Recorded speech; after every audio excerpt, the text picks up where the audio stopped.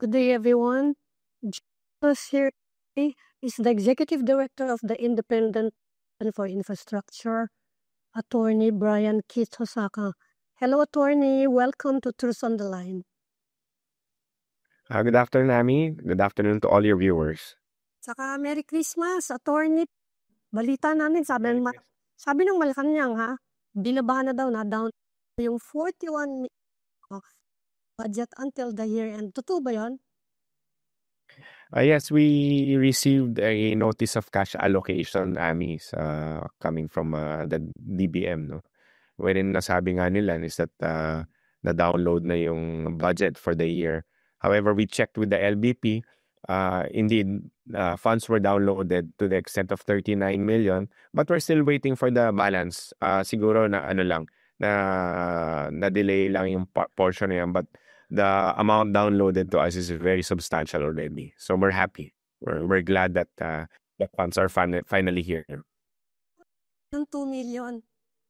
Bakit na-like? Hindi ko alam kung ano yung balanse, no, but we will follow it up. But nevertheless, para sa amin, the 39 million is really a big help already as far as our operations is concerned. You've been in operation for several months, Attorney. So alam niyo na siguro more or less kung magkano yung expenses, no? Pwera pa yung until you get new hires, of course. Magkano yung ginagastos in a month? Average. Well, actually, the exact figure namin, no, kasi ang ginawa namin dyan, yung 41 million na yan, was really a ballpark figure that we submitted to the DBM. Kasi immediately, yan yung una sa ginawa namin, no, because we wanted funding fast. So, we had a initial assessment. Tinulungan kami dito by the Governance Commission, the commission where I came from, dahil medyo expert na sila dyan, and yan na rin ang ginagawa nila through the year. So, we came up, we met with them, and then that 41 million was the ballpark figure that we came up with. No? As far as the detailed expenses are concerned, we will still have to detail that. No? Kailangan namin yung mag-pencil push pa dyan. But for me, as the executive director, what is very important sa akin would be the salaries and the wages of the staff who are helping us here right now. Because since the time, iba-iba, no? Yung iba, they started upon the onset, the creation of the commission, but some trickled in. In my case, ako nga, September 24 ako nagsimula. But that's my priority right now as the executive director. In fact, the commission also, because we want to start paying our staff already. So nag-umpisa na kayo, nababayaran na sila ngayon? Yes. Nung nag-download kasi yung NCA nakuha namin last Friday, morning yan eh. Right after the interview of Secretary Babe Singson, nagkaroon ng NCA. I checked with the land bank later in that afternoon, and true enough, there were funds. So, ngayon, we're preparing the payroll, and hopefully, kasi may mga proseso pa yan, kailangan pang gumawa ng mga accounts yung mga staff natin dito with the land bank, no? So, magkikick in right now, but hopefully, before the Christmas, ma-release na namin yung mga sweldo ng mga tao namin. Yung budget na yan until Attorney? Up to the end of the year, up to the December 31. Yan yung budget na pinipare. Hindi niya kaya na mag-hire kayo kasi, of course, we na understaffed ICI. May balak pa ba kayo mag-hire? Yes, of course. Until, because obviously, kulang yung aming mga tao dito, no? So, the more we complete our staff, the better for our operations and efficiency efficiency, no? So, yan ang gusto namin. We want to hire as much lawyers, accountants, and even engineers as much as possible, no? Para makompleto namin yung staff namin. I'm asking all of this, Attorney, of course, kasi sinabi nga, maraming mga speculation kung hanggang kailan tatagal yung ICI. Especially after what Boying Remulyo said na baka daw 1 or 2 months na lang kayo. All yesterday, ICI Chair Andres Reyes, mga good for 2 years daw ba pa kayo? Ano po ba talaga yung situation ngayon sa tingin ninyo? Well, based on the executive order, yung Sunset Cross kasi natin doon, nakalagay doon up to the time that the purpose for which the commission was created, doon yung existence namin, or as may be determined or dissolved by the president. So yun yung term talaga namin. That's specifically stated in EO 94.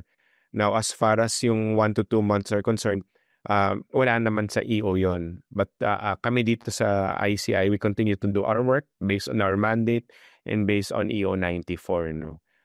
Yung 2 years na sinasabi ni Chairman Andy Reyes is probably because of the fact that we also mentioned or disclosed to the public that alam mo yung 10 years na infrastructure projects natin, if you start from 2025 down to 2016 yun, nasa mga 238,000 yan. Ang mandato natin is tignan tong mga to, no? For any anomalous projects, no? Either GoSen or substandard. But the sheer volume itself, napakalaki. So definitely, siguro yun yung pinanggagalingan ni Chairman Andy Reyes when he said 2 years. 200,000 It can even be longer. Nagmumotoproprio kayo, di ba? Na mga institution, or are you depending on, for example, AF, the Senate? Kaya niyo ba When you say motoproprio in investigating? Investigating. Yes, of course. Yes, of course. We do it motoproprio in the sense that we cannot rely only on information being sent to us, and that's why nagkaroon kami ng tie-up with the PNP, because sila yung arm namin na kumukuha ng mga ebidensya, kumukuha ng mga dokumento, no? Because we've through the months, no, we were able to come up with a template or a system by which we need these documents to be able to review a particular project. So itong mga template namin, nanganak yan ng mga checklist namin, which we provided to the PNP and told them, we need these documents, we need this evidence to be able to investigate and eventually have a case build-up. So yan yung ginagawa ng PNP, and malaking bagay para sa amin yan because as you know, hindi pa nga kompleto yung aming staff. Now with PNP here, malaking bagay because they have the troops, no, they have the personnel to be able to go to these regions and get the documents we need for a case to build up. You have a news. Kumusta po yung ginagawa niya? Ano ba exactly? Is he a special advisor and investigator? O special advisor lang? Parehas, no? Rin, tumutulong rin we're talking of General Azurin, no? Medyo naputol kasi. Yan, malaking bagay because he also has his networks with the CIDG. May mga contacts siya dyan, no? Sa PNP. So, malaking tulong sa amin because nagiging smooth yung aming cooperation and coordination with the PNP. Kaya, yung mga dokumento nakita ninyo dito, no? He helped a lot there. He would reach out to the personnel of the CIDG and the PNP. Kaya ang PNP, meron silang team dyan dedicated solely for the ICI investigation.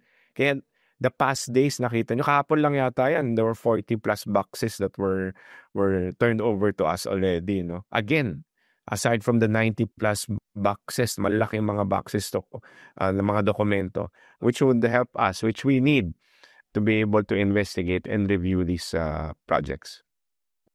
Ni General Magalong, no, nagkaroon ng konting controversy doon dahil sinabi nga ng Malacanang, he's not supposed to be an investor, he's just an advisor.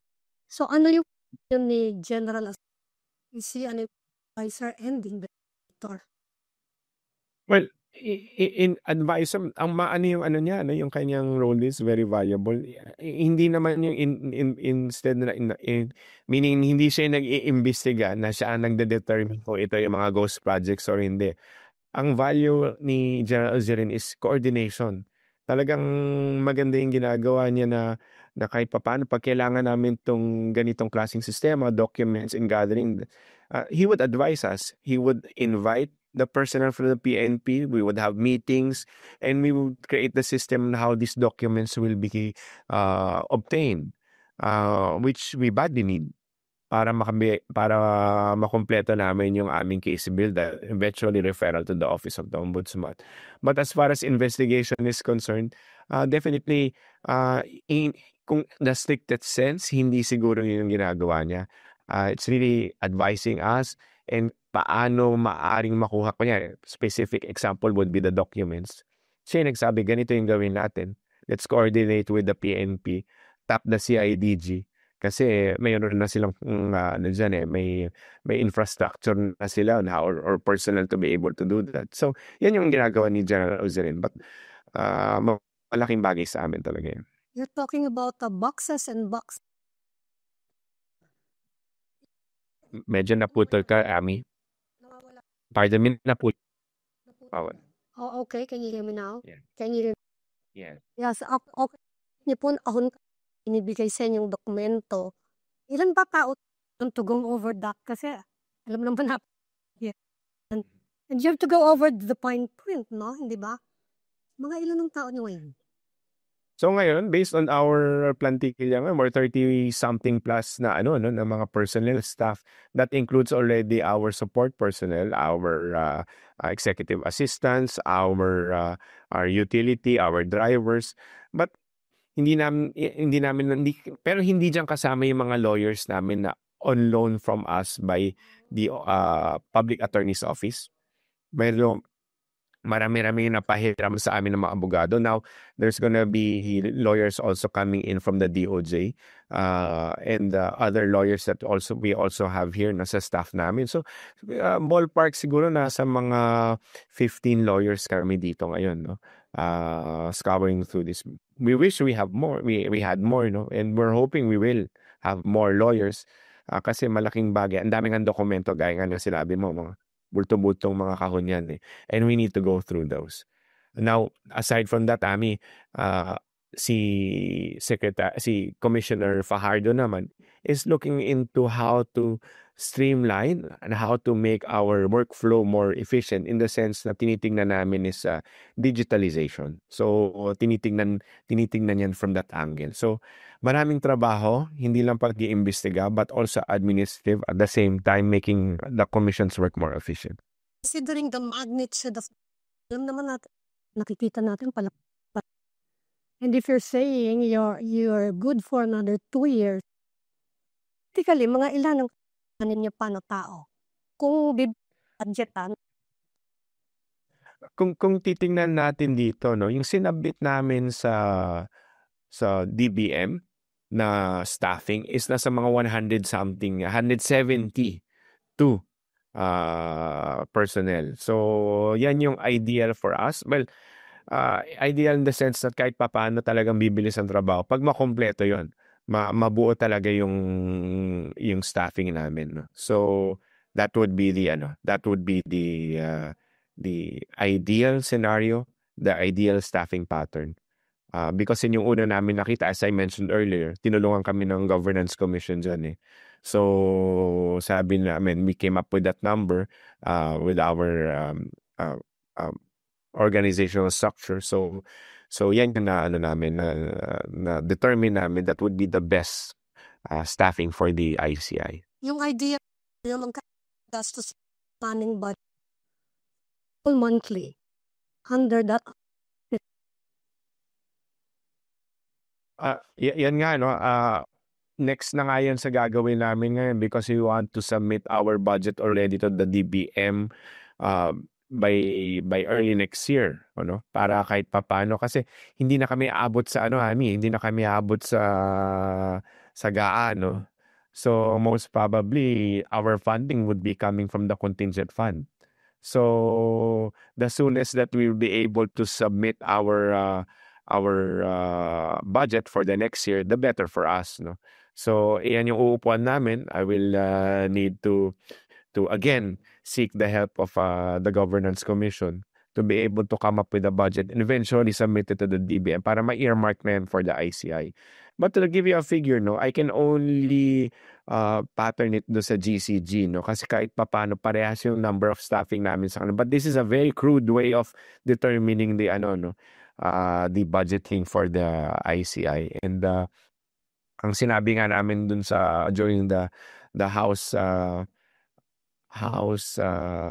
TWG meeting namin on the proposed bill, tinanong kasi ako dun kung more or less magkano sa tingin ninyo yung budget na kailangan natin dyan for the commission. And told them I have a very rough estimate and probably it's around 500 million in a year.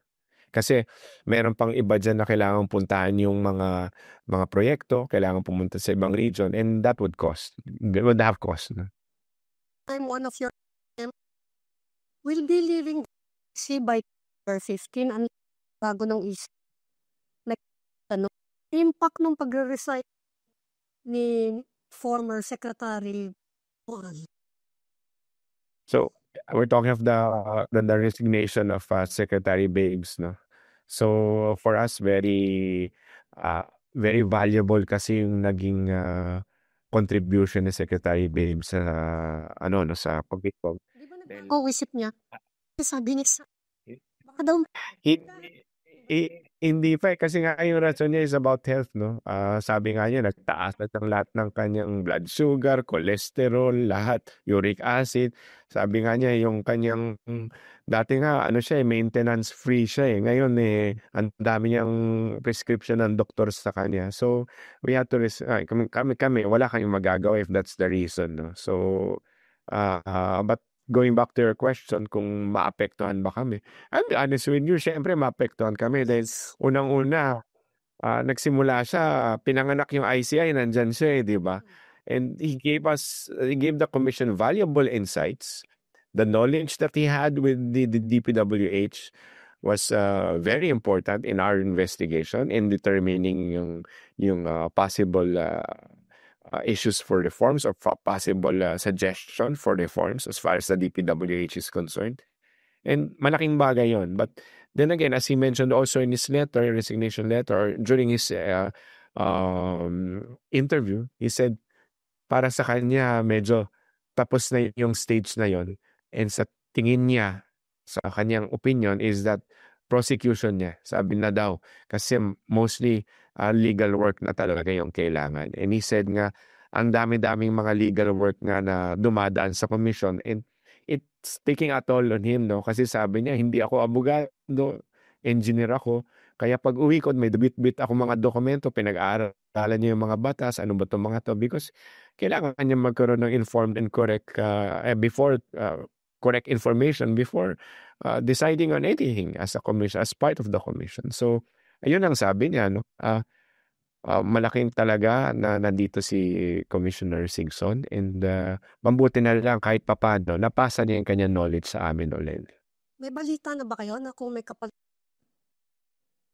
Wala pa amin, no? So, right now, we're still waiting as far as the replacement of Commissioner Babe Singson is concerned. However, he also expressed his willingness to kahit papano magpatuloy tumulong beyond December 15 in whatever capacity that he can help the commission. You think you would further expertise of someone from Public Works? Kasi malaki mo na, malaking siyempre alam niya yung nangyayari doon di ba?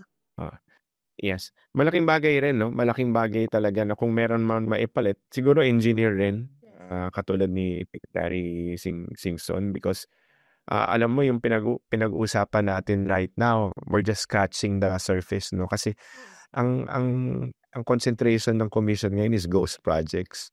Yes. Diba? Gaya nga na-interview mo sa akin before several weeks ago. Yun yung concentration natin, ghost. Kasi bakit? Wala masyadong technical dun Why? Kasi either tinayo mo yung proyekto or hindi. Nandyan ba yan? Inspeksyonin natin. Kung nandyan talaga, di okay. Kung wala, ghost project yan. Hindi pa tayo pumunta doon sa nitty-gritty na kung substandard ba to? Tama ba itong ginamit na bakal? Tama ba yung dami ng bakal? Tama ba yung semento na ginamit? Those are the things that an engineer would be able to have the commission with. No? Yun yung technical aspect na. So, siguro kung meron man kung magpapalitan or may appoint na kapalit ni Secretary Babes, it would be good if we have the technical knowledge and the same time siguro institutional knowledge of the DPWH similar to him. Ko lang yung sinabi ni Boying Remulla, no? Ang sabi kasi, merong mga speculation na merong feeling within the administration na nagiging redundant daw ang ICI at pabayaan ang ombudsman. Nadadagdagan lang daw of bureaucracy. Hindi na lang daw lakasan yung ombudsman and diyan nga dagdagan ng korte sa Sandigan Bayan. What do you think of that? Um, I guess ang sabi nga and I share the opinion of our chairman, Andy Reyes, when he said na complementary sila, no? Complementary ang ombudsman and ICI. In the sense that we help each other. We do initial investigation and fact-finding for them. And once we already have that case build up, we refer to them for preliminary investigation and further and eventually filing of cases before the Sandigan Bayan or the RTC. Alam nyo, ang sabi ko nga kanina, may technical issue kasi here, no? We just don't need any lawyers. Malaking bagay sa case build-up would be an engineer also. Para kahit papaano ma-plot. Saan ba tong proyekto na to dapat, no? Saan mo kami ituturo? Puntahan natin yan. Tama ba yung pagpatayo nito? And those would need review of plans, construction plans, and project plans, no? So, ako, lawyer ako, no? Anong gagawin ko? I will rely on an engineer. So kung meron engineer dito sa ICI, it's really complementary. In fact, it will be needed for eventual case build-up of a case to be filed before the Sandigan Bayan or the court. So complementary ang tingin namin dito as far as the commission ICI is concerned, or any other commission that might be eventually created pursuant to law. So nakita nga natin, no, yung panukalang batas sa House of Representatives. Alam niyo, nakalagay doon talaga, ito specified that there should be an engineer. Aside from other, there should be an accountant also. No? Isa pa yan, no? Hindi lang kasi engineer ang tinitingnan natin. Meron kasi baka kailangan ng mga fraud audit review rin dito. No? So, it's a specialized commission. A specialized commission that would complement and help the office of the ombudsman. There's nothing redundant about that. In fact, nagtutulungan nga.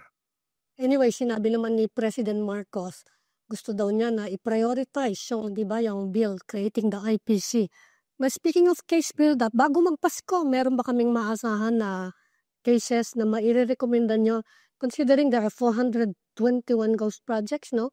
80 ghost projects awarded to top 15 contractors. Maasahan ba tayo before Christmas?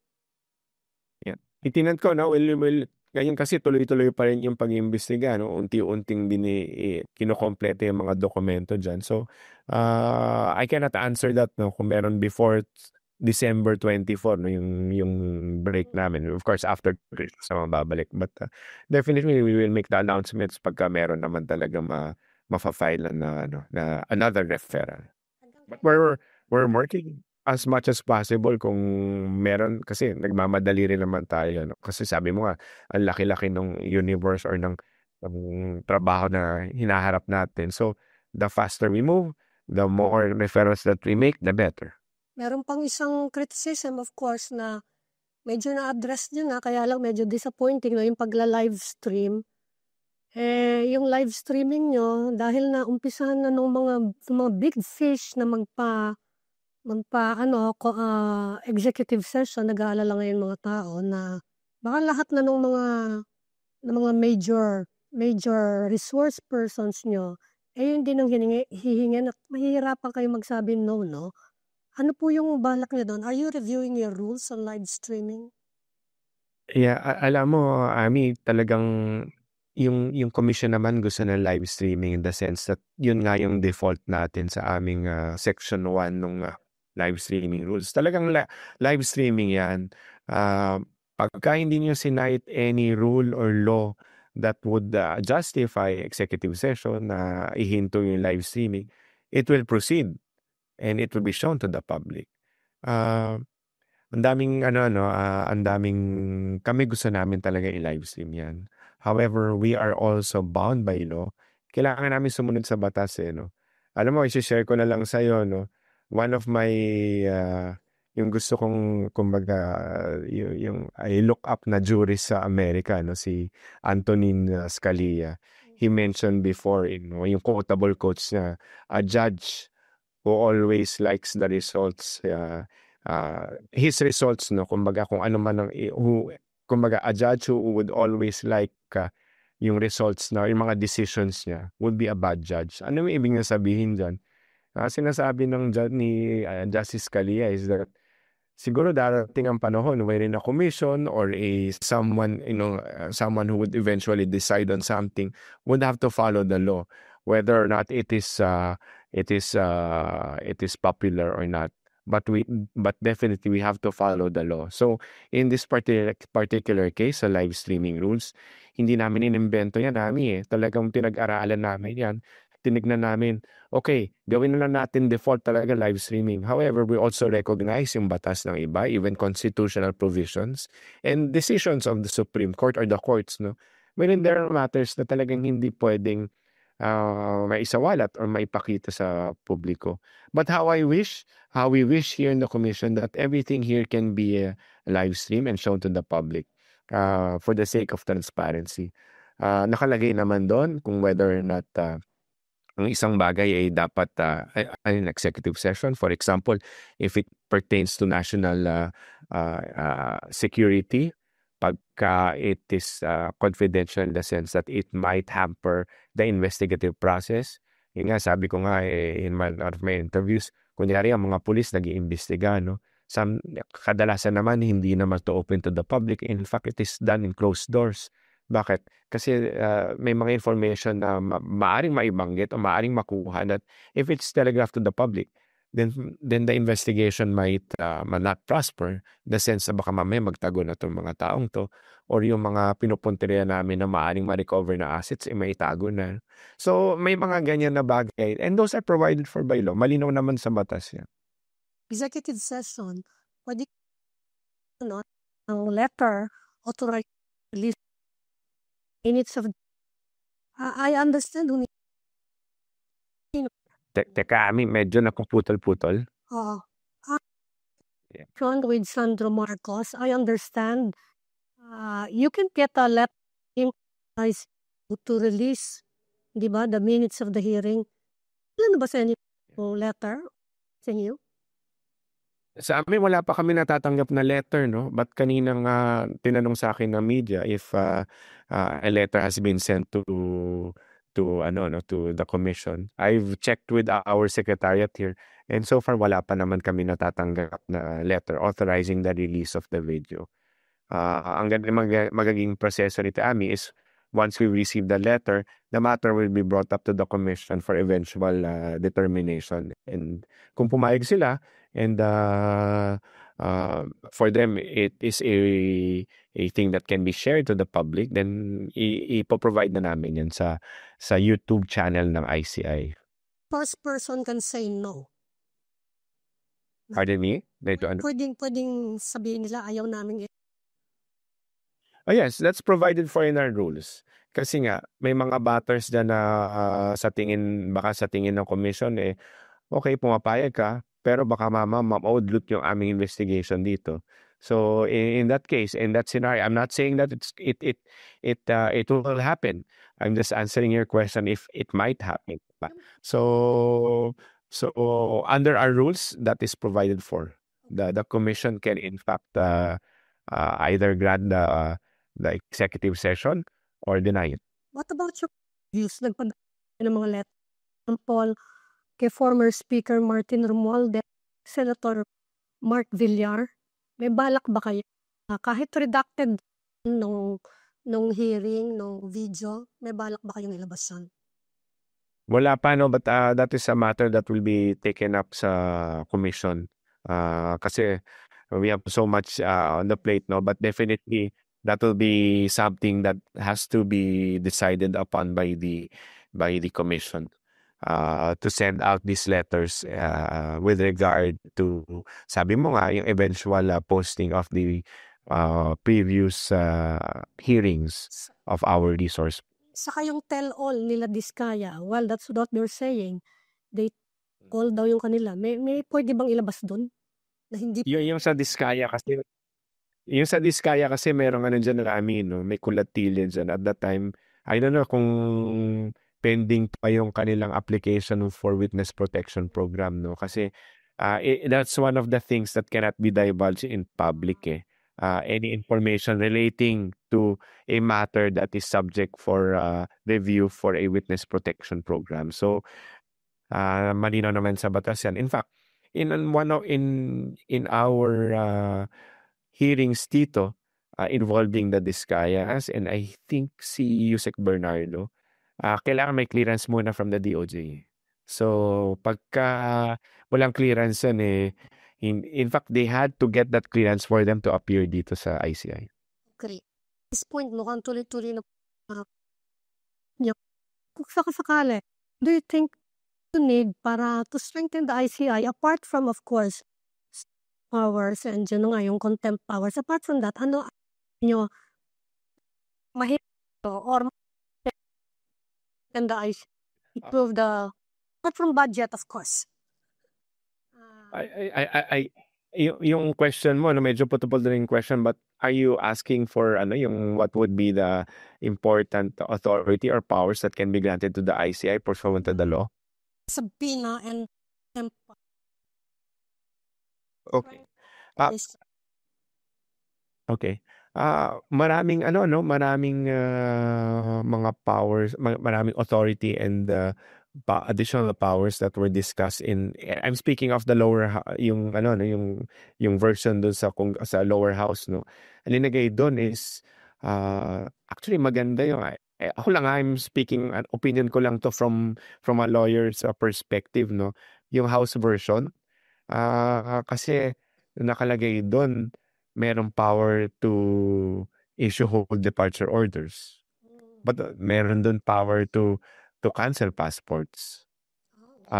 Meron pang to seize assets. So, tapos in coordination, merong power to obtain information from other agencies. Alam niyo yung mga powers na yan yung mga is kumbaga is confirmed by practice in the sense that we're trying to kumbaga yan yung mga wish list nga, no, in the sense na kung meron kami ng mga ganitong powers, it would be better for the commission for the mandate it was created for, di ba? So yan yung mga marami pang iba, no, but offhand, parang yan yung nakikita ko na nagsa-stand out na na importante na mga na powers. At the same time, there's also nakalagay doon immunity from suits by the commission members, no. Pinalagay yun. In fact, that was requested by, I think, Senado yung naglagay nun, and it was also included in the House version, no. Kasi malaking bagay yan, no, kasi we don't want the commission who is supposed to be independent, who is investigating this very important matter for the country, for the Filipino people, to be later on harassed by lawsuits, diba? So nakalagay yun.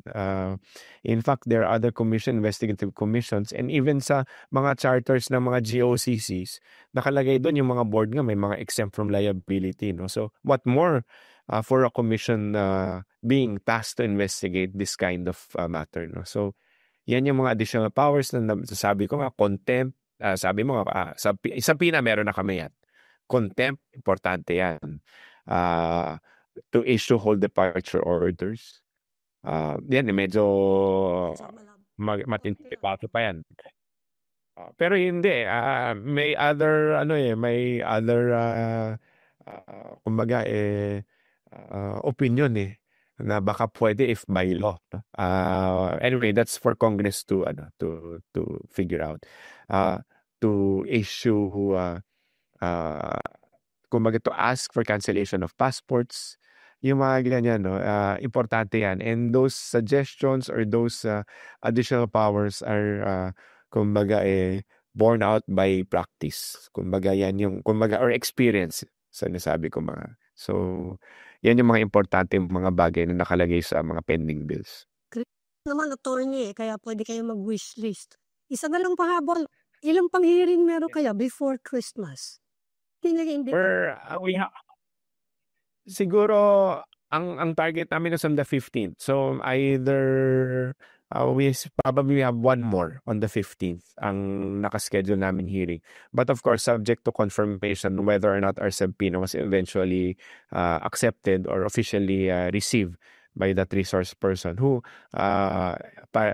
is former Yusek Cabral. Okay. Okay. At Teka, naputol ulit. at least may maligaya na yung Pasko, no? At Jet.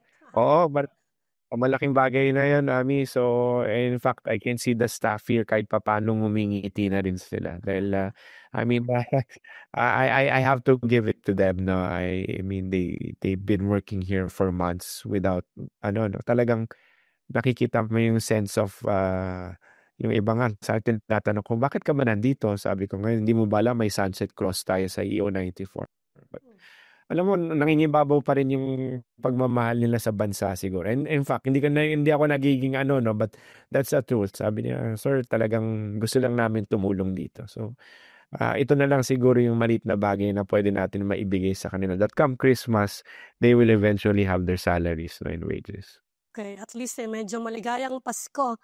Thank you so much for your time, Attorney Brian Keith Hosaka. At marami pong salamat sa lahat. Thank you for watching Truth.